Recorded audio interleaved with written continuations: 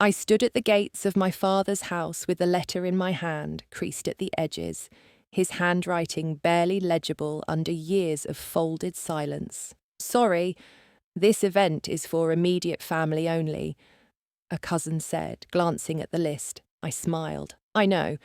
I'm not on the list. She looked confused. So, why are you here? I held up the envelope. He wrote me something before he passed. There was a pause. The kind that happens when people realize the past isn't buried. Another relative scoffed. He never claimed you. You know that. I didn't flinch. Didn't argue. Didn't ask to be seen. I just stepped forward. They didn't move. Didn't stop me, because sometimes the quietest person in the room carries the loudest truth. Inside, the attorney adjusted his glasses, flipping through folders. The room smelled of money and forgotten years. I walked straight to the table, placed the letter down in front of him. You might want to read this, I said softly. Before you go any further. He hesitated, then unfolded it. The room fell into stillness. Nobody asked who I was again. Nobody dared, because when the dead leave behind a final word, the living don't always get to rewrite it. And this letter, this one was addressed to me.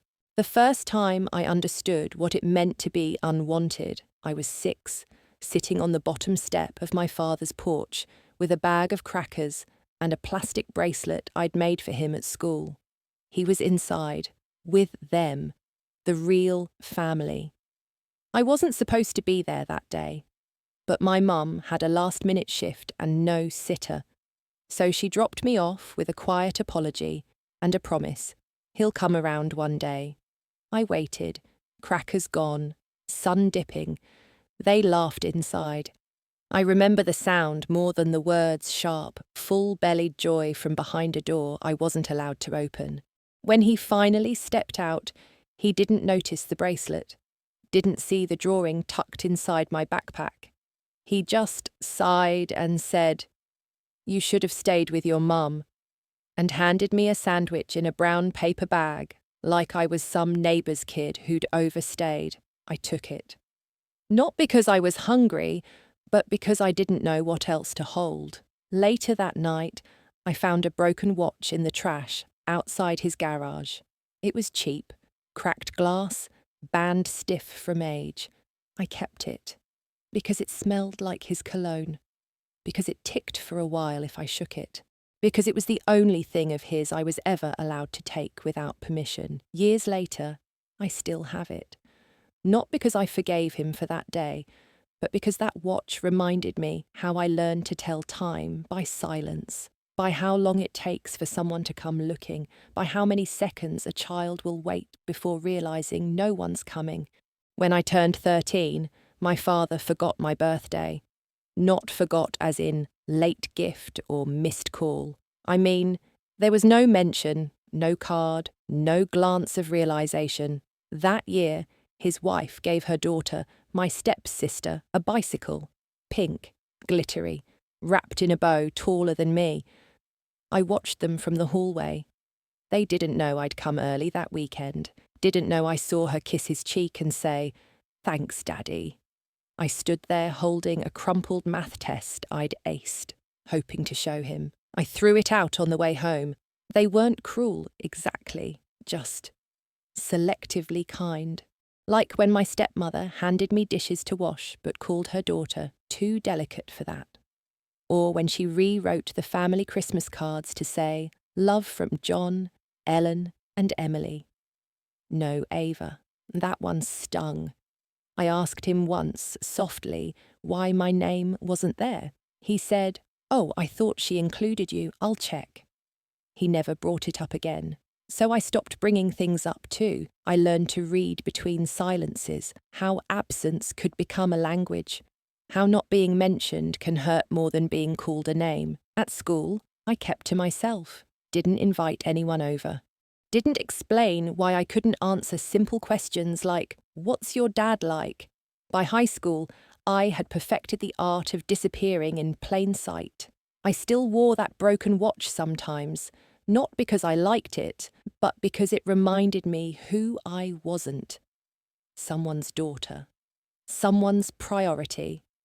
I wasn't angry back then, not really, just tired of pretending small things didn't matter. But they did, because small things become the soil where bigger betrayals bloom. It happened over soup.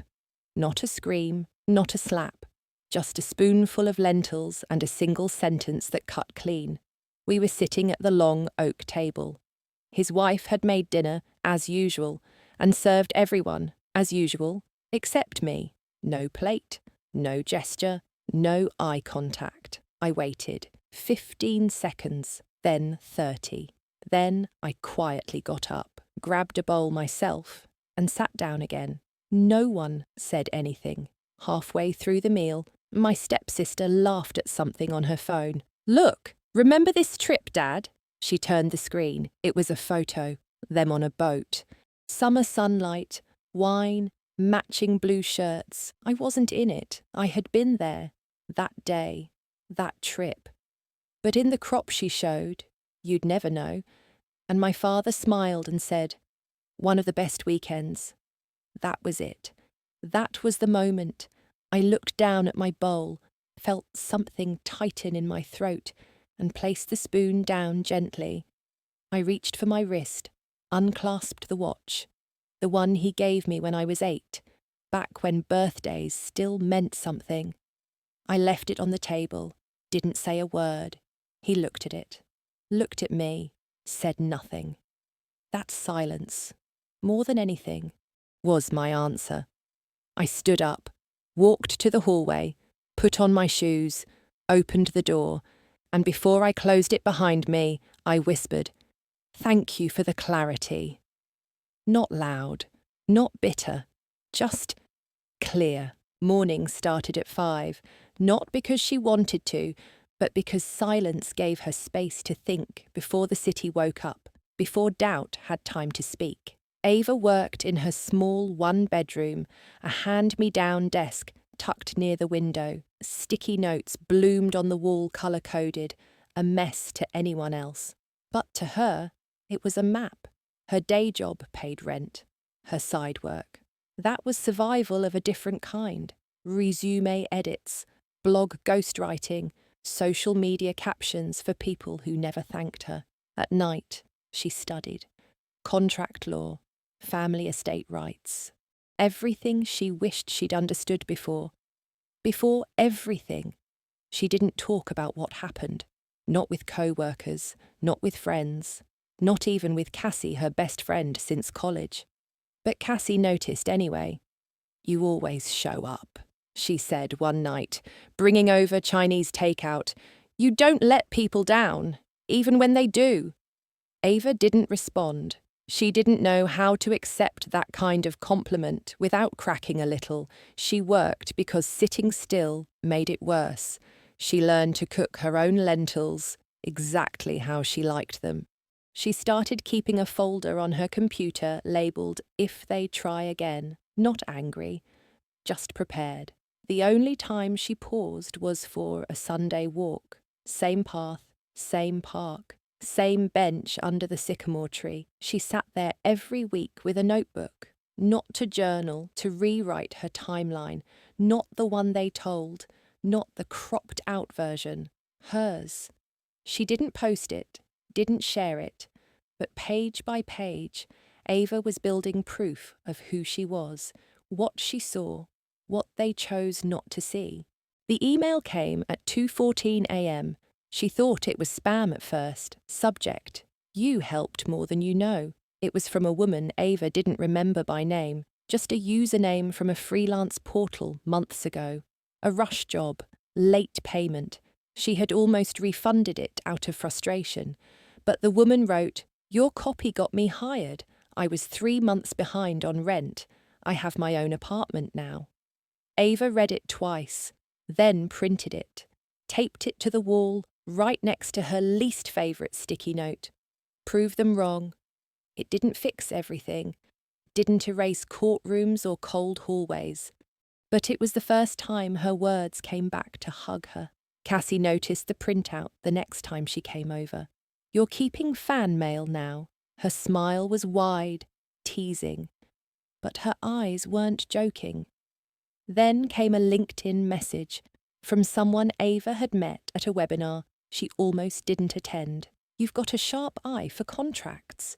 Would you be open to reviewing freelance NDAs for my firm?"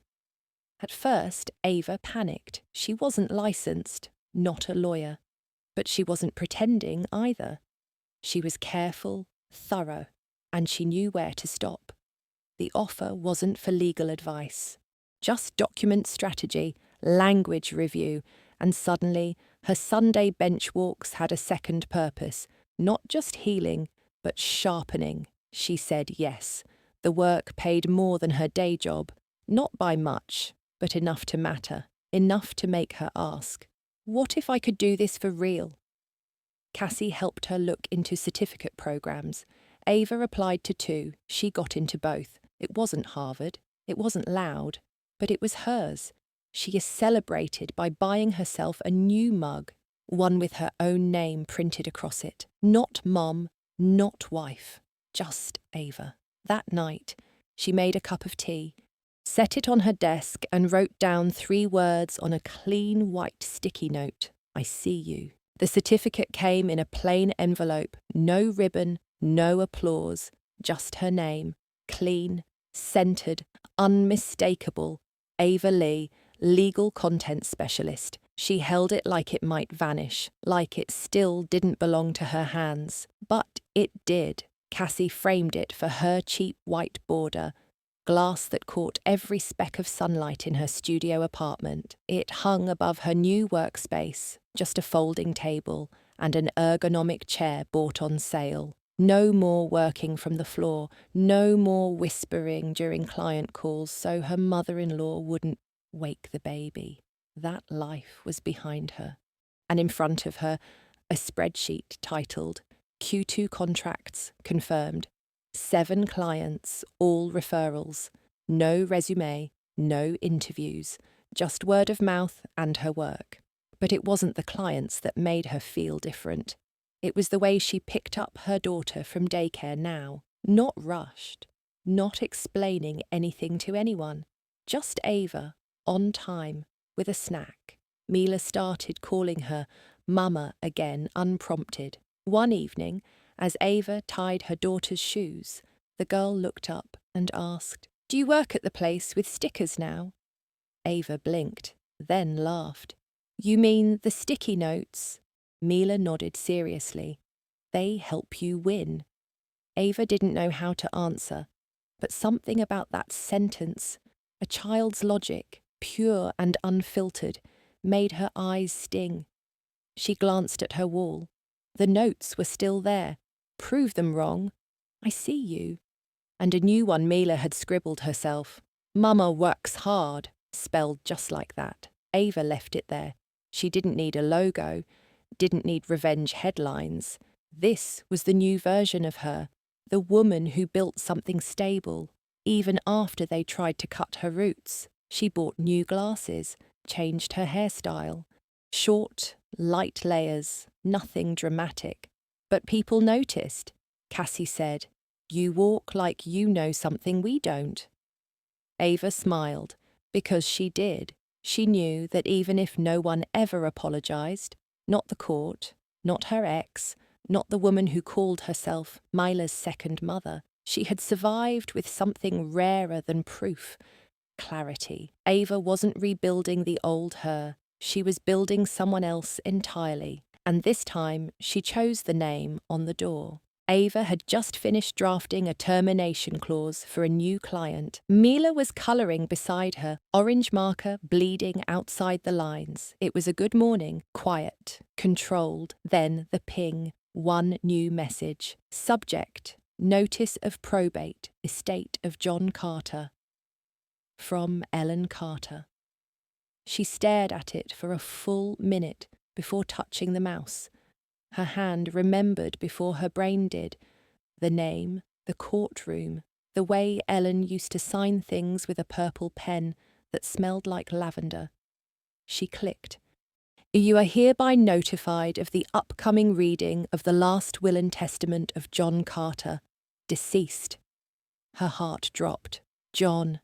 Her ex-husband's father, Mila's grandfather, the man who never intervened, never questioned why Ava stopped showing up at family dinners, never asked where Mila went. Ava scrolled. It was all formal, all legal, except for one line. As a potential interested party with custody history, you may attend the reading to be held at Carter and Nash Law, Friday at 11 a.m. No signature, no personal note, just that. She printed the letter without knowing why. Held it in her hand like it might shift, like maybe, if she turned it the right way, it would tell her more. Mila tugged her sleeve. Snack time, Mama. Ava nodded, but something in her had already split, not in panic, not in grief, in readiness. She hadn't heard Ellen's voice in nearly 2 years, hadn't seen her since the final court date when the judge ruled joint legal custody. But full physical custody to Ava. Ellen had walked out of the courtroom without looking back. No goodbye, no hug for Mila. And now she wanted something? Ava looked at the printed page. It wasn't a personal invitation. It wasn't even from Ellen directly. It was a legal maneuver, and Ava knew this terrain now. She pulled open her drawer. Inside, still where she left it, was the lavender pen Ellen had dropped in court that final day. Ava hadn't returned it, didn't know why she kept it. She clicked the top once, twice, set it down, then folded the notice in thirds, slid it into her work folder, closed the laptop. Mila, she said gently, we're going to need a babysitter Friday. The child looked up. Is it your work? Ava smiled faintly. Something like that. She read the letter again that night. The legal terms blurred, but the time Friday, 11 a.m., stayed sharp. She clicked Ellen's old pen again. The sound was rhythmic, too familiar, like the clack of her heels in court, like the way Ellen used to pace when nervous. Ava hated that she remembered. She hated that part of her still cared. Because this wasn't just about a will. It wasn't just about showing up. It was about going back into a room where she wasn't wanted, back into a name she no longer carried, back into a role she never chose but had to survive. She'd rebuilt everything. Her job, her daughter's bedtime, her self-worth. And now, this letter, this cold invitation, threatened to pull it all up by the roots. The fear wasn't about Ellen, not anymore. It was about who she would become in that room. Would she go silent again? Would she fold her hands in her lap like before? Would she let them make her feel small, like a mistake Mila never should have known? Ava turned off the kitchen light, walked down the hall. Mila was asleep, curled sideways, her stuffed rabbit tucked against her chest. Ava sat on the floor beside the bed. She remembered being Mila's age, watching her own mother pretend everything was fine, even when it wasn't. Ellen had done that too, a legacy of tight smiles and closed doors. But Ava had cracked that legacy wide open the day she walked out. She'd chosen truth over decorum, clarity over comfort. So what now? If she showed up, was it to fight, to reclaim something, to say the words they'd never let her finish? No, it was something quieter than that. Not revenge, not performance, just presence. Proof that she didn't disappear, that she lived, that she raised her daughter with love and steadiness and full, clumsy humanity.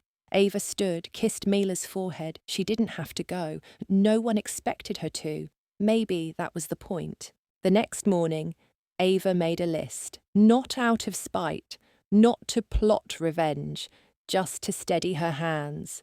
She wrote it in her journal. Same notebook where she'd sketched budget plans when Mila was still teething. At the top, she wrote, I deserve to be there. Underneath, black dress, simple. Mila's drawing, the one with 3 stick figures holding hands, lavender pen, Dad's letter, car snacks. It looked absurd, almost childlike, but every line was survival. Every item had meaning. The pen wasn't Ellen's anymore.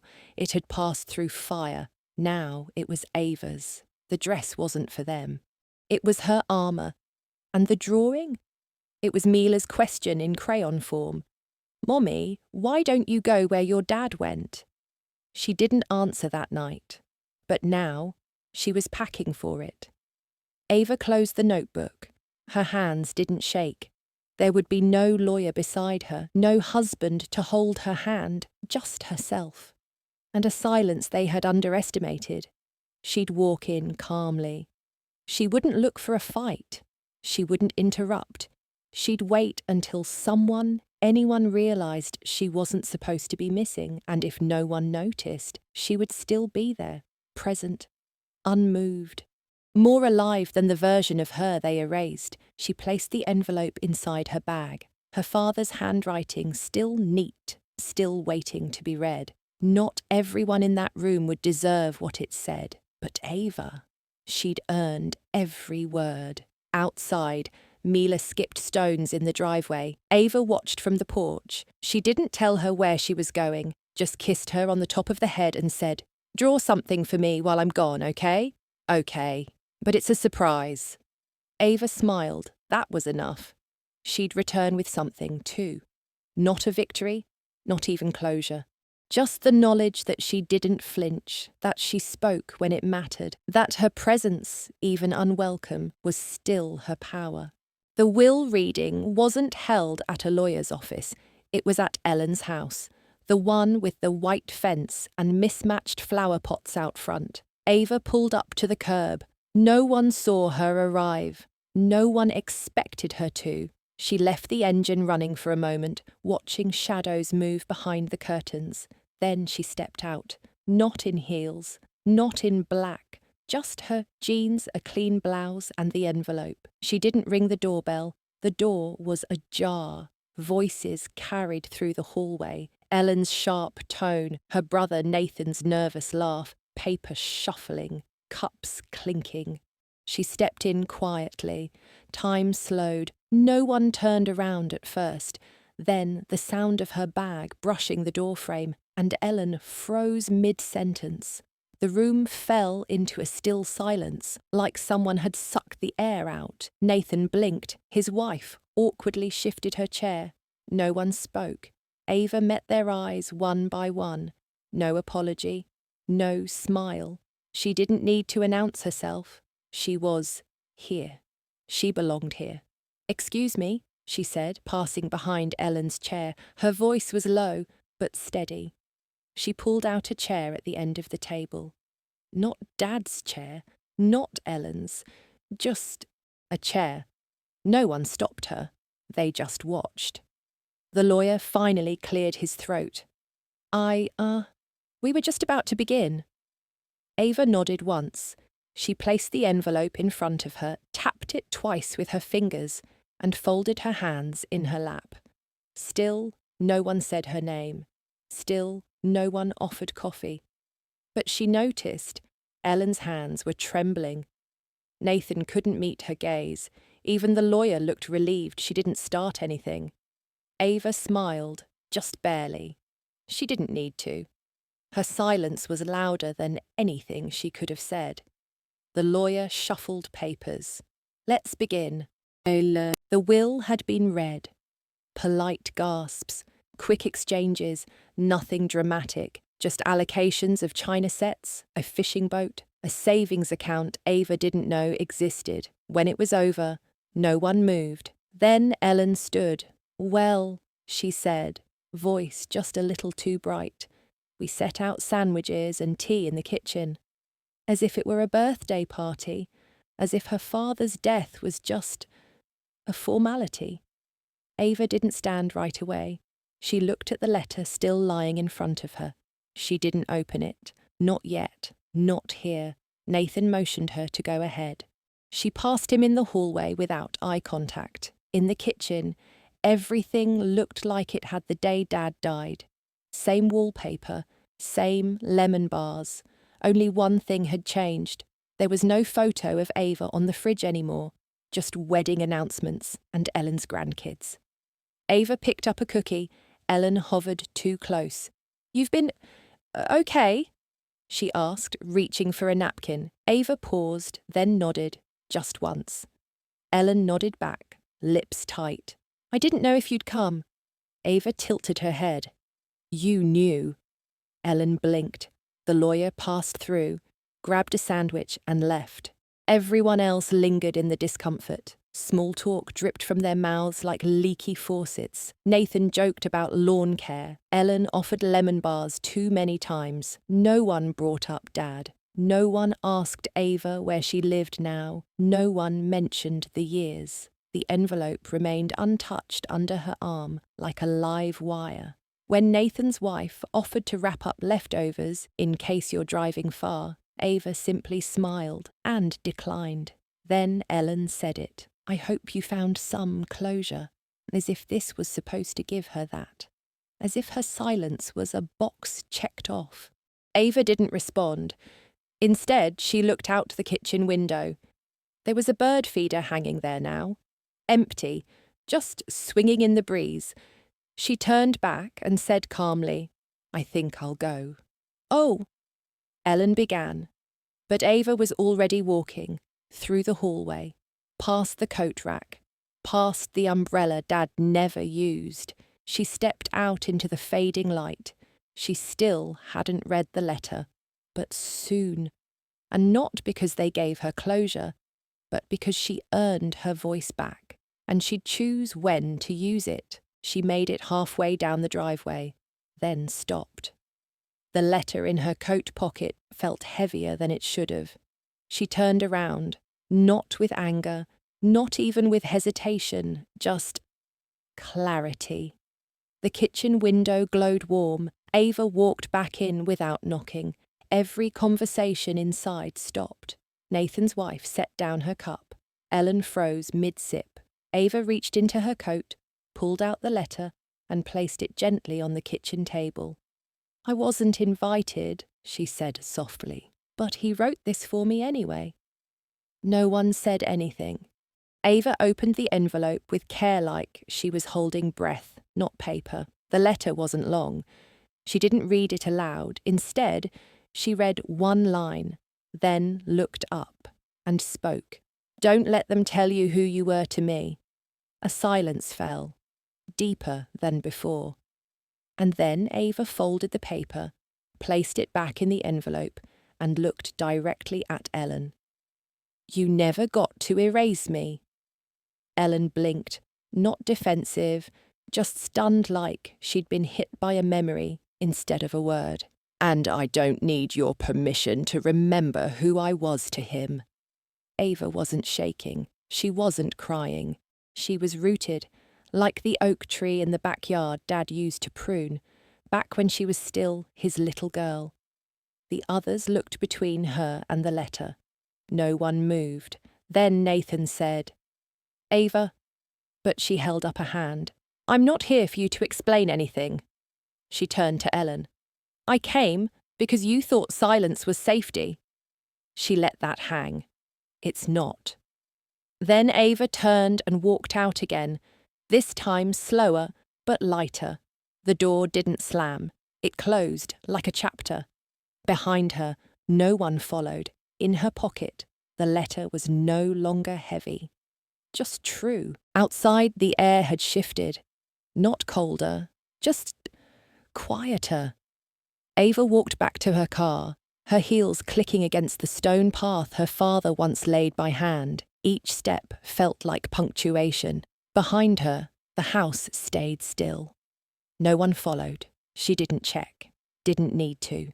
She opened the car door, sat down, and placed the letter back into its envelope like it was glass. Then she opened the glove compartment and took out a second envelope, the one the lawyer had given her, marked mortgage documents.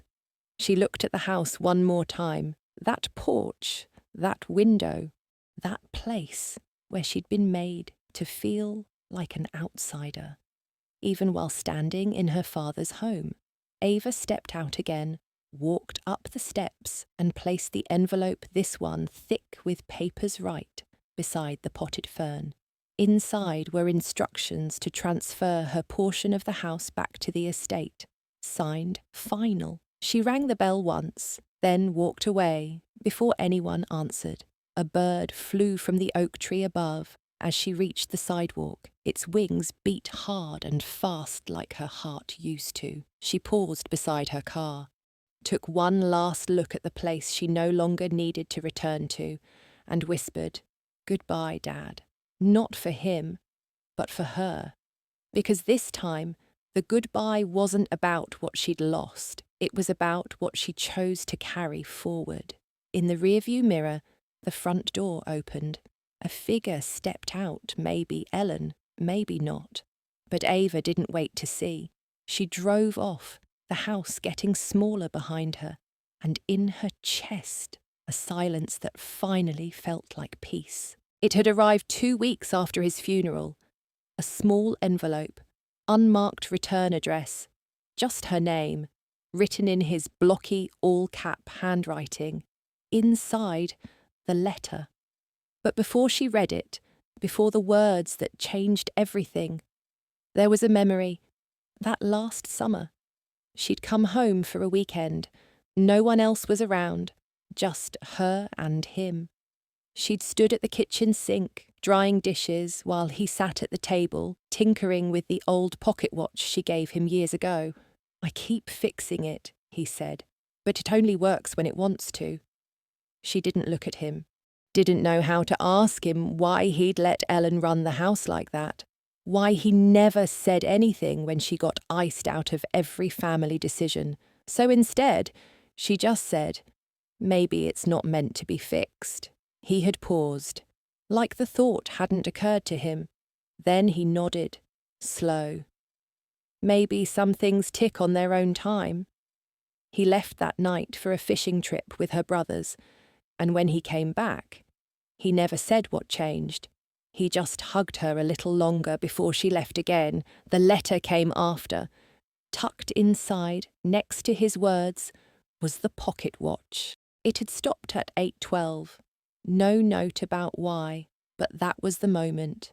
She later realised it was just the two of them in the kitchen when he'd looked up from the watch and almost said something.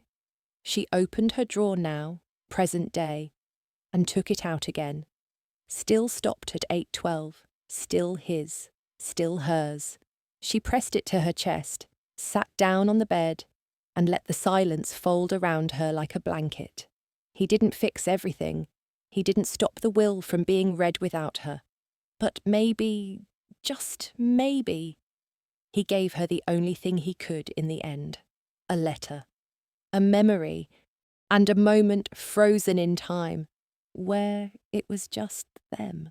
The family reception was held at the same garden her father once planted roses in, now trimmed hedges, waiters in white, soft jazz in the background. Ava didn't RSVP, she just walked in, no fanfare, no speech, no confrontation, just one small object in her hand, the pocket watch, still stopped at 8:12. She walked along the edge of the crowd, cousins, murmuring, aunts pretending not to see her.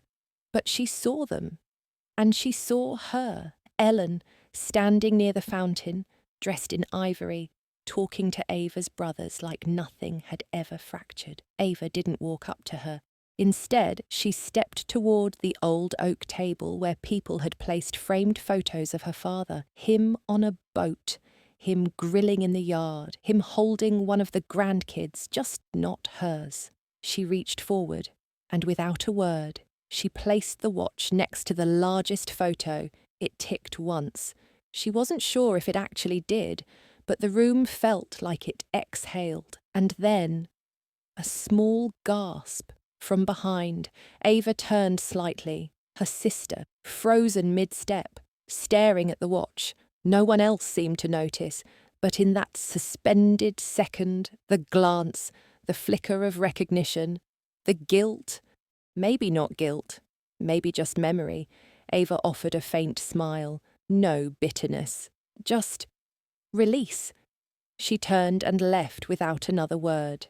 As she walked away, The wind picked up slightly, ruffled her coat, lifted the edge of the linen tablecloth, and for a second the watch shimmered in the sun, like it had been waiting for this, for her, for closure. She didn't need to win anything back. She just needed to be there and leave something behind. Later that night, Ava sat cross-legged on her apartment floor. No music, no wine, just her. And the letter again. It had creases now, like it had travelled with her grief. She unfolded it carefully, smoothing the lines. His handwriting was still steady, even in the final months. The same pen he used to sign school permission slips, to leave notes in her lunchbox. If you're reading this, it means they tried to keep something from you. She paused. That line used to sting. Now it held something else. He knew. He knew them. And he left this not as a secret message, but a safeguard. Her fingers traced the ink. I know how stubborn your sister can be. I know how silence can become inheritance. He was never loud, but this was his version of standing up. You were never less loved, only less loud. Ava blinked. The tears came softer now, less burning, more clean. She remembered the last time he called her, a short chat about taxes. She thought it was nothing, but now she remembered his voice shaking slightly. You doing okay out there? He'd asked twice. At the time, she thought he meant money. Now she realised he meant everything. This letter won't fix what they break, but I hope it reminds you, you were never invisible to me. She folded the letter slowly, no longer like a fragile relic, but like something that had done its job. It had carried her across a bridge, one lined with memory, silence, and finally, understanding. She slid it back into the envelope, not to hide it, but to rest it. Then she stood, walked to the small wooden box on her bookshelf, her daughter's art supplies spilling out beside it, and gently placed the envelope inside. Right next to a finger-painted card that said, Mum is brave, Ava whispered, I think. Maybe I am. Then turned off the light and let the past close, softly. The next morning, Ava walked into the kitchen where the family had gathered. Breakfast was set, faces familiar, but everything felt rearranged. Her sister was stacking pancakes. Her mother was rinsing fruit, humming something off-key. Ava pulled out a chair. No one stopped her, but no one really met her eyes either, until her mother glanced over, just a flick. But it held something Ava hadn't seen in years. Not warmth, not regret, something closer to recognition, and maybe that was enough. Ava reached into her bag and placed the envelope gently on the counter. Not as proof, not as ammo, just closure. I'm not here to fight, she said softly. Her sister froze.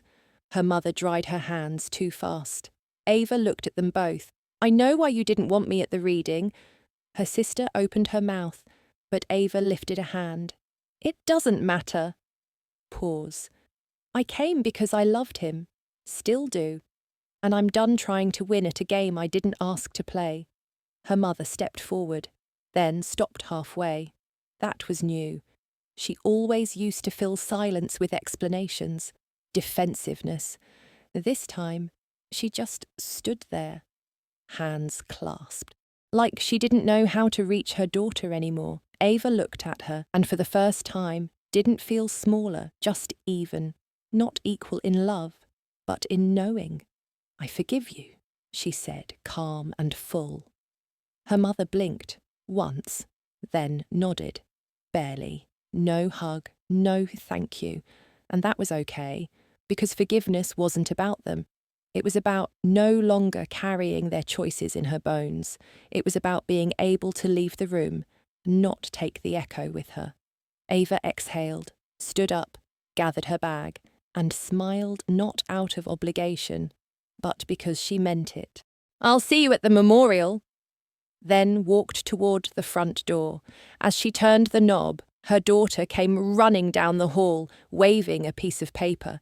Ava leaned down. It was a drawing. 2 stick figures, one tall, one small, holding hands under a tree, the word us in shaky letters. Ava kissed her on the head. "Yeah, baby," she whispered. "That's all we need." Ava didn't attend the post-memorial lunch. She and her daughter stayed behind, sitting on the back porch of the old house. Sunlight slanted through the trees, warming the wooden rails. Her daughter curled beside her, sketching again. This time, a house, 2 windows, and a heart in the centre. Ava smiled, brushing hair from the girl's face. Inside, the low murmur of relatives drifted through the walls, plates clinking, chairs moving, familiar but distant. Ava folded the letter one last time, edges worn now from so many readings, the ink almost softened from tears, sweat, time. She placed it in a small frame and set it quietly beside the tree in the yard. Underneath, she tucked the first drawing her daughter gave her, the one that said, "Us." Then she stood. It wasn't for ceremony, just a gesture, to mark what was no longer hidden. From the kitchen window, someone was watching, a silhouette behind sheer curtains, still, unmoving. It was her mother. No words, no step forward, but the curtain didn't close. She simply stood there, one hand resting lightly on the window pane, not reaching out, but not turning away either. Ava looked up once, didn't wave, didn't smile. She just stood quietly with her daughter, holding her hand, then turned away, stepping down from the porch. The house stayed behind. So did the bitterness. What she carried forward wasn't proof, or pain, or even pride. It was that little hand in hers, and the quiet strength of choosing what to leave behind. As they reached the gate, her daughter looked up and asked, "Do we have to come back?" Ava knelt, touched the girl's cheek. "Only if we want to." They walked on, sun at their backs. Behind them, the curtain still swayed slightly, open just enough to let light in. And somewhere in the kitchen, her mother stood watching, not forgiven by the world, but seen for a moment, as the daughter she once was, left her final message behind. Without needing to say a word, she didn't scream, she didn't plead, she didn't try to rewrite the past. She just framed the truth and walked away. That letter was never meant to be read out loud in a courtroom. It wasn't evidence. It wasn't revenge. It was a memory sealed in ink, a father's voice that the world had tried to silence. And when Ava set it down by the old tree beside her daughter's drawing, she wasn't proving anything. She was releasing something, the pain, the need to be heard by people who refused to listen. The hope that maybe, someday, her silence would speak louder than their excuses. And in that silence, someone watched. A curtain never closed, a figure never stepped forward. But neither did she turn away. Maybe it wasn't enough. Maybe it never would be. But Ava had learned, sometimes, the justice you fight for doesn't come from a gavel or a ruling. It comes from the child who chooses to draw love into her pictures again. It comes from the strength to leave without slamming the door. It comes from realizing that healing doesn't ask for permission. And forgiveness, it's not always something you give to others. Sometimes it's what you give to yourself when you're ready to stop carrying their shadows. So now I ask you, what would you leave behind if the weight was never yours to carry in the first place?